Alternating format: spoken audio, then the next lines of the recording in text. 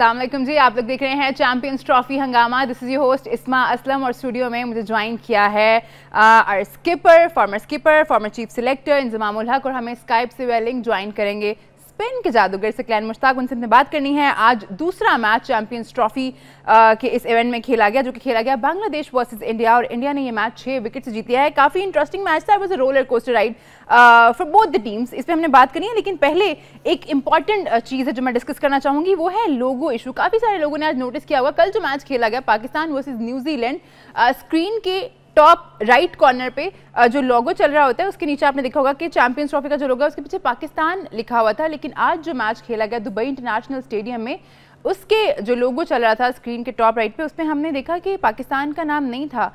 तो इंजी भाई, हम लोग का इवेंट, हम लोग होस्ट हैं और हमें ही निकाल दिया गया है लोगों से। नहीं, ये अजीब सी चीज़ है। और ये मेरा मतलब है ये ट्रेंड में रही है वाली बात कि जी लोग ये समझ रहे थे कि ये डेलिबरेटली भी हो सकता है किया हुआ, कि जी इंडिया का मैच था, हो सकता है कि ये जान के किया हो। लेकिन आईसीसी की उसके बाद माजरत आई है कि इस चीज़ पे ये टेक्निकल उसकी वजह से हो सका है ये तो। लेकिन मेरा ये ख्याल है कि जी ऐसी वो होनी नहीं चाहिए कि आप ये सारा लोगों का जो सारा सिस्टम होता है वो सारी जगह एक जैसा होता है। तो हैरानकुन बात थी इस चीज़ पे। तो लेकिन आईसीसी ने कहा है मेरे ख्याल में पाकिस्तान क्रिकेट बोर्ड को, पीसीबी को, कि ये अगले मैच से ना सारी चीजें क्लैरिफिकेशन आई है। हाँ जी। सकी भाई, मैं आपका भी पॉइंट लेना चाहूंगी, क्योंकि उस मैच के दौरान होना इंडिया और बांग्लादेश के मैच खेला जा रहा था, उससे पहले और भी बहुत सारी कंट्रोवर्सीज आई थी कि हमने पे भी पाकिस्तान का नाम नहीं लिखना है। इंडियन मीडिया काफी देर तक ये बात करता रहा। तो फिर हम क्या मान लें कि ये डेलिबरेटली नहीं था? सकी भाई, मुझे सुन पा रहे हैं? सकी भाई, शायद मेरी आवाज आ रही है आपको? आवाज आ रही है मेरी? जी सकी भाई, मैं सुन पा रही हूँ। मैं लोगों के बारे में आपसे बात करना चाह रही थी जो आज हमने देखी है, और आईसीसी की तरफ से जो है वो क्लैरिफिकेशन भी आई है कि ये टेक्निकल इशू की वजह से हुआ है, ऐसा डेलिबरेटली नहीं किया गया। लेकिन सवाल मैं आपसे करना चाह रही थी कि हमने कुछ टाइम पहले ये भी सुना था, इंडियन मीडिया की तरफ से कहा जा रहा था कि हमें जो इंडिया की किट बनानी है उसमें भी पाकिस्तान का नाम नहीं लिखना।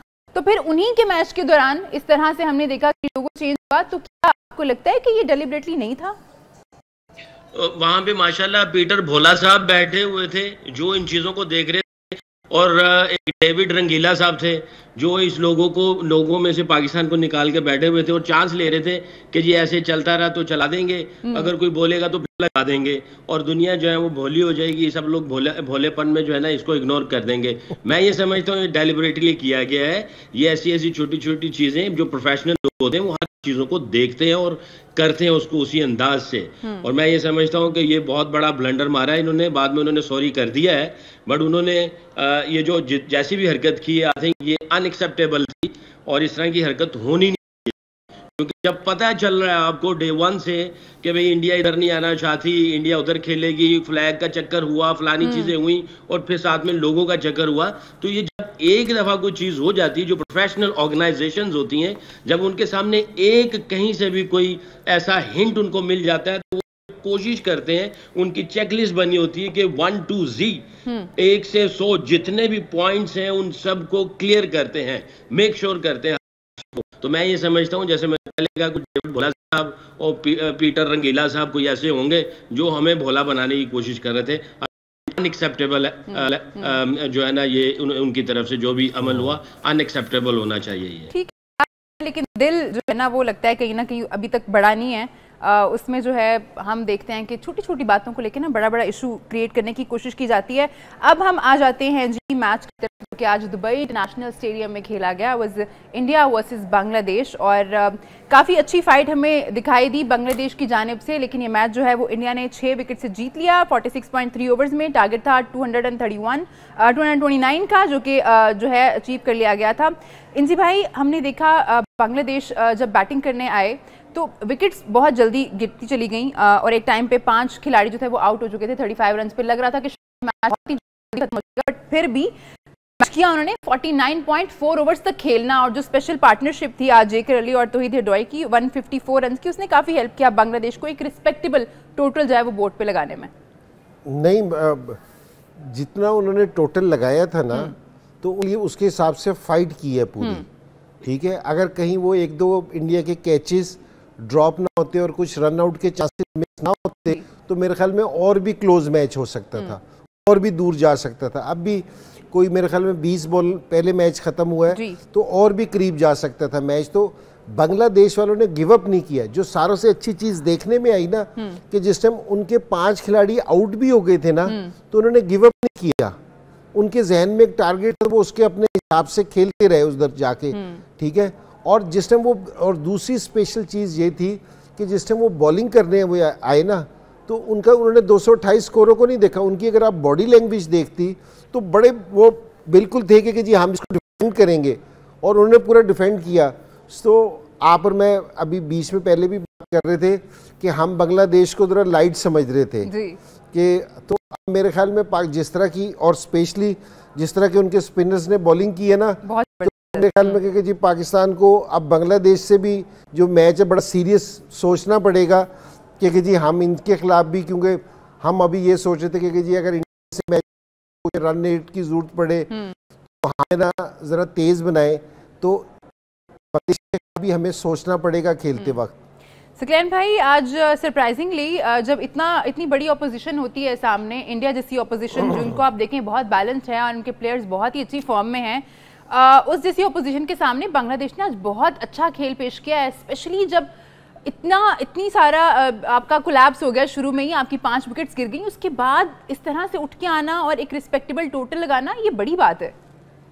आउटस्टैंडिंग किस्म का उन्होंने एटीट्यूड और माइंडसेट और इंटेंट का जो है ना उन्होंने डिस्प्ले किया है बांग्लादेशियों ने। यानी आप ये देखें, 5वें नंबर पे आने वाले ने 5 for 35 था, और 5वें नंबर पे आने वाले ने जो 100 किया है, और जो उसने स्ट्राइक रेट को मेंटेन रखा है, 118 गेंदों पे 100 किया है, और जिस अंदाज की उसने स्ट्रोक लगाए हैं, एक होता है कि आप गंदे गेंदों को शॉट लगा रहे होते हैं, यानी चौके वाले को चौका, छक्के वाले को छक्का। उसने शॉट्स बनाए भी, इनसाइड आउट शॉट्स भी दिखाए उसने। उसका जो क्रीज के ऊपर जो उसका कंट्रोल था, जिसने 100 बनाया तौहीद ने, और जिस अंदाज से वो खेल रहा था, ऐसा लग रहा था कि वो इनको बहुत ही एक आम सी टीम लेके जा रहा है, और सिचुएशन को नहीं देख रहा था, वो अपनी गेम को देख रहा था। उसका माइंडसेट, उसकी इंटेंट, उसका जो एटीट्यूड था वो डिफरेंट था। और 7वें नंबर पे आने वाले ने भी 68 रन जो बनाए हैं, यानी 5 for 35 से वो कहां से कहां लेके चले गए हैं। आई थिंक इट्स ऑल, जैसे इंजी भाई अक्सर कहते हैं, और हर खिलाड़ी ये कहेगा कि माइंड गेम है। बट ठीक है, आपका अगर मोमेंटम या सिचुएशन आपके हाथ में नहीं है, अगर आपने दिमाग से नहीं हार मानी है, दिमाग से अगर आपने फोकस हटाया नहीं है, तो अगर आप जहन बना हुआ है कि आप कर सकते हो, आप कर सकते हो। हार और जीत दिमाग में है, कहीं और नहीं है।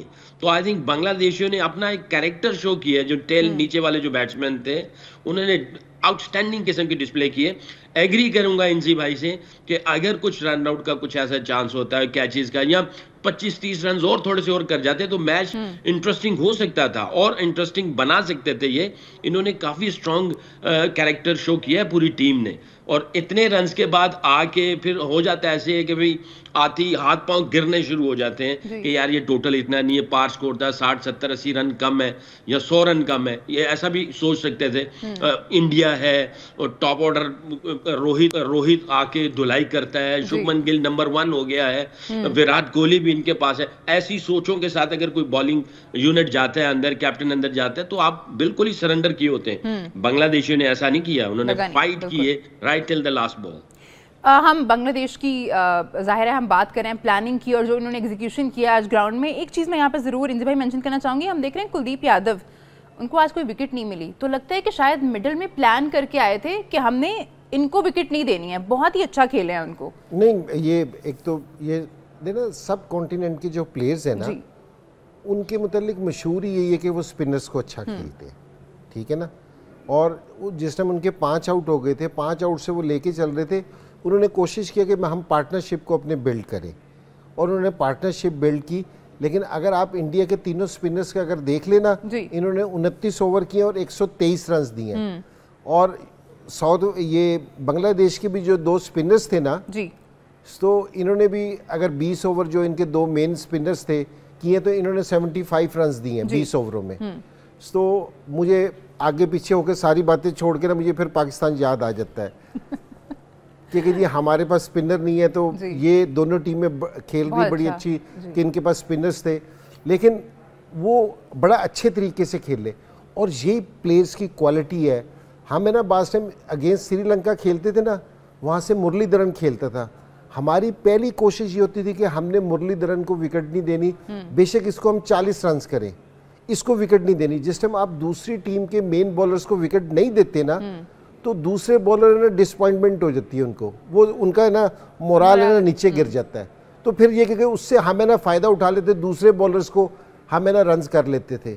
तो आज भी उन्होंने यही किया कि जो उनके मेन बॉलर्स थे बीच में, कुलदीप यादव ये इनका मेन बॉलर, ये स्ट्राइकिंग बॉलर है, इससे ये विकेटें लेते हैं, उन्होंने उसको विकेट नहीं दी, जडेजा को भी विकेट नहीं दी उन्होंने, जडेजा को भी विकेट नहीं दी, बीच में उन्होंने विकेट नहीं दी, पार्टनरशिप के साथ खेले। तो अगर आखिर की वो पूरे ओवर अगर थोड़ी सी पार्टनरशिप और लंबी होती, ये 260 270 पे भी स्कोर जा सकता था, लेकिन और इंटरेस्टिंग होता, और इंटरेस्टिंग हो सकता था इंडिया पे। और जिस तरह की उन्होंने बॉलिंग की है, जिस तरह की उन्होंने सारा अपना करैक्टर शो किया है, तो इंडिया के लिए यहाँ से भी मैच जीतना इतना आसान नहीं था। अगर आप मैच के दौरान देखते कि इंडिया ड्रेसिंग रूम में ना थोड़ी सी वरीज आपको नजर आई थी एक टाइम पे, तो ठीक है, लेकिन इंडिया बड़ी टीम है, वो इस कंडीशंस में अच्छा खेलते हैं, उनके बड़े एक्सपीरियंस बैटिंग, उनकी स्पेशली बहुत एक्सपीरियंस बैटिंग है, तो वो इस सिचुएशन से निकल गए। लेकिन क्रेडिट है ना बांग्लादेश को भी जाना चाहिए कि बड़ी ज़बरदस्त क्रिकेट खेले हैं। सकी भाई, क्या स्पेशल किया होगा जेके रई ने और तौहीद हिरदोई ने कि वो मिडिल में आए, टिके रहे, और फिर उनके सामने वही बात है कि जो बॉलर थे कुलदीप यादव और जडेजा की अगर हम बात करें तो बड़ा अच्छा उन्होंने खेला है। क्या लग रहा था, डिफरेंस क्या था उन दोनों में आज? इंटेलिजेंट क्रिकेट, इंटेलिजेंट क्रिकेट खेली उन्होंने। उनको पता था कि इनके साथ किस तरह की क्रिकेट खेली जाएगी, सिचुएशंस क्या है, ओवरऑल टीम की कंडीशंस क्या है, पिच की कंडीशन क्या है, बॉलर की स्किल्स क्या है, और उस वक्त ये कहाँ तक लेके जा सकते हैं, आई थिंक टोटल कहाँ तक लेके जा सकते हैं। तो आई थिंक बहुत ही इंटेलिजेंट क्रिकेट खेली उन्होंने। आई थिंक अगर मैं ये समझता हूँ इन्होंने अपने पोटेंशियल के मुताबिक क्रिकेट खेली। अगर इनके अंदर पोटेंशियल थोड़ा सा और ज्यादा होता, कोई और भी टीम होती, अगर फर्ज करो इन्हीं की जगह पे मैं पाकिस्तानियों को रखता कि अगर हमारे 5 for 35 होते तो हमारे 5 for 35 होते और हमारे प्लेयर जिस तरह खेल रहे होते, नंबर 5 और नंबर 7 खेल रहे होते, तो मेरा ख्याल है प्रोबेबली हम भी इतना ही करते, या हो सकता है थोड़ा सा कम करते या थोड़ा सा ज्यादा करते। बांग्लादेश की टीम टेबल पे मेरा ख्याल है 7वें नंबर पे है, और टेबल की जो नंबर 1 और 2 की टीम के साथ वो मैच खेल रही है, और वो इस तरह का रिजल्ट्स प्रोड्यूस कर रहे हैं और इस तरह के रन्स लेके आ रहे हैं। ये शो करता है कि उनकी अवेयरनेस कितनी थी, कितने इंटेलिजेंट थे, कन्विक्शन थी और बिल्कुल क्लैरिटी थी कि किस तरीके से जो है वो टोटल को 200 प्लस तक लेके गए हैं। ठीक है, अगर इनके अंदर स्किल्स थोड़ी और ज्यादा होती, कॉन्फिडेंस लेवल कुछ और होता, टेबल पे ये कुछ और बैठे होते हैं, यानी नंबर 2 नंबर 3, तो शायद 250 पौने 300 करते हैं। तो आई थिंक आउटस्टैंडिंग किस्म का कैरेक्टर शो किया इन्होंने आज। तौहीद हिरदोई की इनिंग के बारे में और जो कमाल की पार्टनरशिप आज की है जेकर अली और तौहीद हिरदोई ने, सकी भाई का एक पॉइंट ऑफ व्यू था, उनका कहना था कि अगर हमारी सिचुएशन ये होती कि हम 5 पे 35 रन हैं और 5 विकेट्स गिर चुके हैं, तो शायद हम इनसे थोड़ा सा ज़्यादा रन करते या थोड़े से कम करते। मैं आपका भी पॉइंट ऑफ व्यू लेना चाहूँगी, अगर हमारी खुदा ना ख्वास्ता ऐसी कभी सिचुएशन हो जाए तो फिर आपको क्या लगता है क्या होता? अभी इस चैंपियंस ट्रॉफी में तो ये वाली सिचुएशन ना लेके आए तो ज़्यादा बेहतर है कि हमारे पास अब सारी चीज़ों के बावजूद भी हमारी उम्मीदें अब भी पाकिस्तान टीम से हैं। बिल्कुल, कि जी पाकिस्तान टीम है ना, इंडिया को भी इंशाल्लाह हराएगी, बांग्लादेश को भी हराएगी। और ये एक अगर फॉर्मेट पे ज़रा थोड़ा सा गौर किया जाए ना कि आप आज से पाकिस्तान सिर्फ 4 मैच जीते तो चैंपियन हो जाएगा। बिल्कुल, कि बिल्कुल सिंपल सा है कि इसका पहुंचने का ना, कि यहाँ 3 में से आपके पास एक गुंजाइश है मैच हारने की, तो आप बड़ा आसान है कि अगर आप 3 से 4 मैच खेलते हैं तो आप 2 मैच जीतते हैं सेमीफाइनल खेलते हैं, 3 मैच जीतते हैं तो फाइनल खेलते हैं। तो अभी हमें उम्मीद है इस चीज़ की। बिल्कुल। तो अगर जितना पाकिस्तान खेल रहा है, जिस तरह अगर कहीं खुदा ना खास्ता पाकिस्तान की याली पोजीशन हो गई तो सकलैन ने तो बहुत अच्छे मार्क्स दिए हैं कि जी ये कर लेते हम इतना कर लेते तो, लेकिन हमारे लिए मुश्किल हो जाता है क्योंकि हमारी टीम पहले बहुत ज़्यादा अंडर प्रेशर आई हुई है क्योंकि जी हम खेल रहे हैं क्योंकि जी उधर से, तो मुश्किल हमारे लिए होता है इस चीज़ का। लेकिन पाकिस्तान है, हमने 390 पे आउट होने के बाद 352 भी चेस कर लिया था, अभी हाल ही में किया तो है। अभी हाल ही में किया है। तो इसलिए कि एक मैं सारों से ये है कि जी हम नाउमीद नहीं होना चाहिए हमें अपनी टीम बस से। जज्बाती लोग हैं ना, हम जीत जज्बाती गए तो लोग बस हैं, फिर जीत हम गए चाहते हैं कि हम तो अब है अब ना, जीत जाएंगे ट्रॉफी। हम है ना 27 तारीख तक है ना हमारी उम्मीदें अपनी टीम के साथ है कि जी पाकिस्तान टीम है ना इंशाल्लाह सेमीफाइनल में आएगी, फाइनल खेलेगी। सो पाकिस्तान टीम है ना ये कर सकती है, ये मेरा बिलीव है कि इनमें अहलियत है, काबिलियत भी है इसमें, ठीक है, टैलेंट भी है, हर चीज़ है। ठीक है कि मुझे थोड़ा सा इतराज़ सिलेक्शन पे ज़रूर रहा है, लेकिन अब भी मुझे ये उम्मीद है कि जी ये हमारी टीम है ना, इस जो परफॉर्मेंस कल दी है ना, सिर्फ एक चीज़ अपनी टीम से कहूँगा कि हार को जहन से निकालें, फेलियर को जहन से निकालें। जिस टाइम इंसान फेलियर का सोचता है तो फिर फेलियर में चला जाता है। फेलियर को निकाल के आप दिलेर क्रिकेट खेल लें। अगर कल भी पाकिस्तान दिलेर क्रिकेट खेलते ना, आज पाकिस्तान टीम पे क्रिटिसाइज हुआ है और पुराने प्लेयर्स ने भी किया, हमने भी कही है, लेकिन अगर पाकिस्तान टीम दिलेर क्रिकेट खेल रही होती ना, कि जी दिलेरी के साथ खेल रही होती, अगर हार भी जाते तो अफसोस ज़रूर होना था हारने का, लेकिन क्रिटिसिज्म नहीं होना था पाकिस्तान टीम पे। तो मेरी अब भी पाकिस्तान टीम से ये रिक्वेस्ट है कि जो 2 मैच हैं, इंडिया के साथ मैच है, चढ़ के खेलने, अच्छे इंटेंट जब के साथ अच्छे इंटेंट के साथ खेलने। जब तक आप दूसरी टीम को अंडर प्रेशर नहीं लेके आएंगे, आप जीत नहीं सकते। न्यूजीलैंड के खिलाफ जितना भी गम गुस्सा है सारे लोगों का, इसलिए कि आप सेकंड इनिंग्स में पहले ओवर से लेके 50 ओवर तक कहीं भी आपको ये नहीं लगा कि हम मैच ये वाला जीत जाएंगे। बिल्कुल ठीक है ना, कहीं भी नहीं लगा।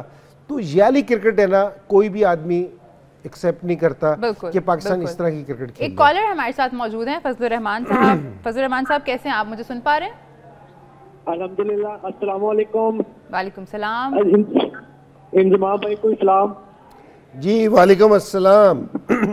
इंजमाम भाई बहुत खुशी हो रही है, बहुत खुशी हो रही है मुझे आज आपसे बात हो रही है। और सुकैन भाई भी सुबह थे, मैं काफी देर लाइन पे रहा था, लेकिन बाद में बहुत खुशी हो रही है मुझे। जी बहुत मेहरबानी। कोई सवाल पूछना चाहेंगे आप? जी सवाल मेरे बहुत हैं। देखें, हमें 15 साल हो गए, हमें स्टार हीरो प्लेयर ही नहीं मिल रहा। जो हमारे स्टार हीरो प्लेयर होते हैं उनको साइड पे कर देते हैं।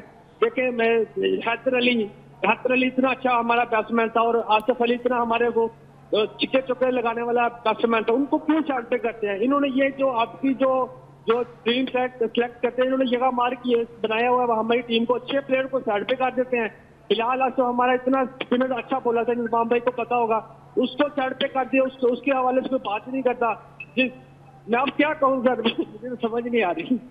बहुत शुक्रिया। आपकी आवाज़ जो है वो उसमें जज्बात दिख रहे हैं कि काफ़ी गुस्सा पाया जाता है उनमें। जाहिर है परफॉर्मेंस ऐसी होगी तो जो लोग इस खेल से प्यार करते हैं वो गुस्सा भी होंगे। सिलेक्शन पे हम ऑफ एंड ऑन बात करते ही रहते हैं। सकी भाई कुछ जवाब देना चाहेंगे आप इनके सवाल का?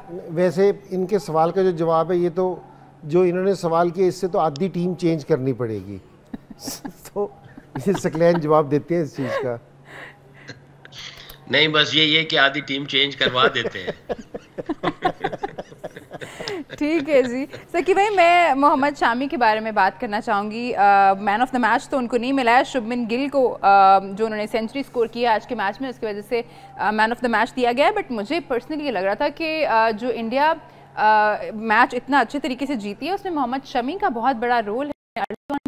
फिर उस बाद जब दोबारा आए स्पेल के लिए तब उन्होंने विकेट्स ली। अगर हम उनकी इकोनॉमी देखें, 5.30 5 विकेट्स लेना, और इस इवेंट के पहले ही मैच में इट्स वेरी गुड, स्पेशली जब जसप्रीत बुमराह नहीं है तो मोहम्मद शामी ने पहले ही मैच में इतना अच्छा किया है। नहीं जी, इसमें कोई शक नहीं है। शामी जो है जब भी आता है बहुत बड़ी बड़ी परफॉर्मेंसेस लेके आता है। I think I will give lot of credit to BCCI.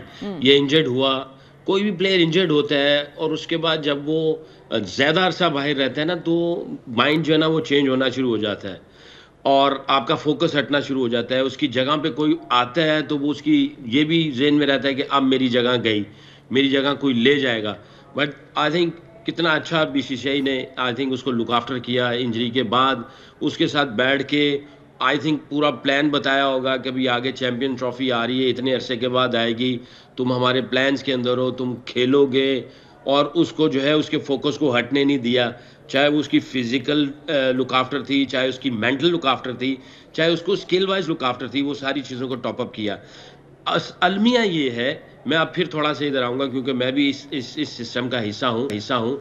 Pakistan में दो चीज़ें हैं जो किसी भी प्लेयर को, मैं भी 10 साल अप्रॉक्सीमेटली पाकिस्तान से खेला हूँ और बहुत सारे ग्रेट प्लेयर्स के साथ भी रहा हूँ और मेरे कानों में बहुत बातें चलती रही और अभी मैं हेड कोच भी रहा। दो चीज़ें, इंजर्ड होता है ना जब प्लेयर, या यहाँ प्लेयर को रेस्ट दिया जाता है, वो रेस्ट को रेस्ट नहीं समझता, वो ड्रॉप समझता है। और जब इंजर्ड होता है और इंजर्ड में लुक आफ्टर जो है उसकी अगर उस तरह ना हो, और उस तरह लुक आफ्टर से मुराद ये नहीं कि खाली फिजिकल लुक आफ्टर, उसकी मेंटल लुक आफ्टर उस तरह ना हो तो जहन में डाउट्स आने शुरू हो जाते हैं। और बहुत सारे ऐसे केसेस गए हैं पास्ट में और वो समझते हैं बस अब मैं गया।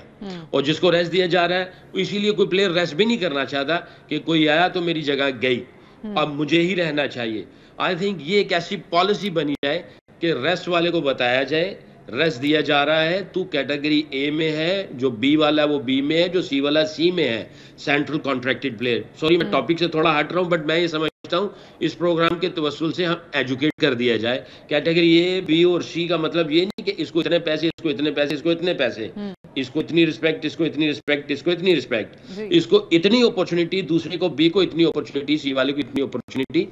कोई ऐसी पॉलिसी बनी जाए ताकि सब कुछ पता चले। देखिए वो शामी आया है, लगा ही ऐसा नहीं है। रिसर्च ये कहती है आप इंजर्ड हो जाओ या आप ड्रॉप हो जाओ या आप रेस्ट करके वापस आओ, 1, 2, 3 मैक्सिमम 5-6 मैच लगते हैं, आप पूरे पोटेंशियल पे वापस आते हो, पूरे पोटेंशियल पे वापस आते हो।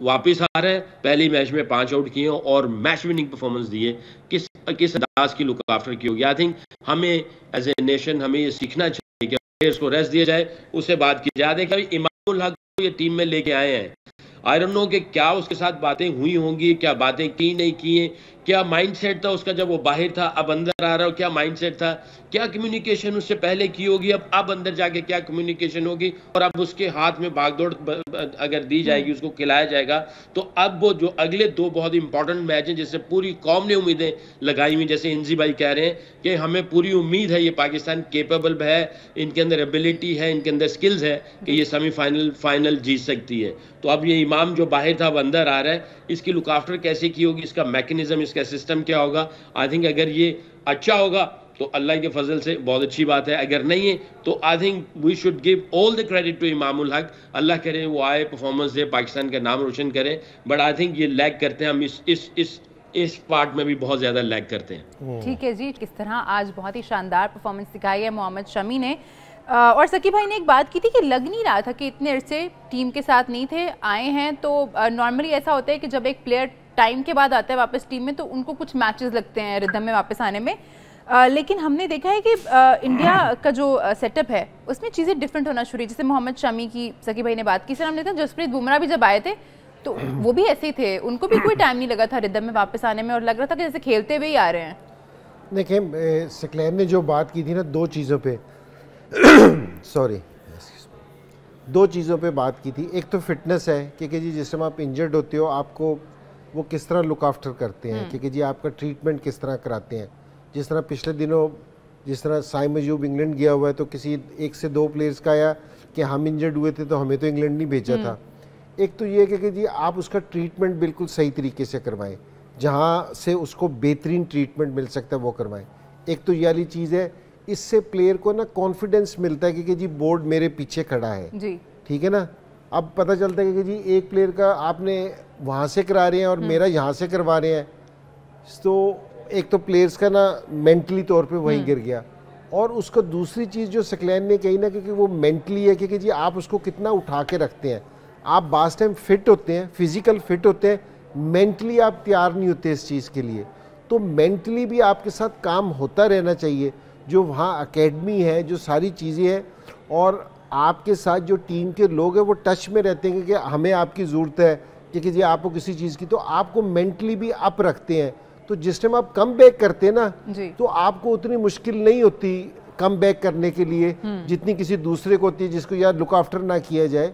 तो ये बड़ी अच्छी चीज़ है। अगर हमारे में ये वाली चीज़ है, इज़ अबाउट टाइम कि अब पाकिस्तान में भी ये वाली चीज़ें आनी चाहिए, क्योंकि जी हमारे प्लेयर्स को लुक आफ्टर करना चाहिए। क्योंकि जी जो कम बैक करे तो अभी जिस तरह ये वाली मिसाल आपने शमी की दी है, यही मिसाल हमने 1 से 2 दिन पहले बात की थी, शाहीन की थी, हारिस रऊफ की थी, नसीम शाह की थी, कि जिस टाइम इन्होंने कम बैक किया तो ये एक 145 से 135 पे आ गए थे।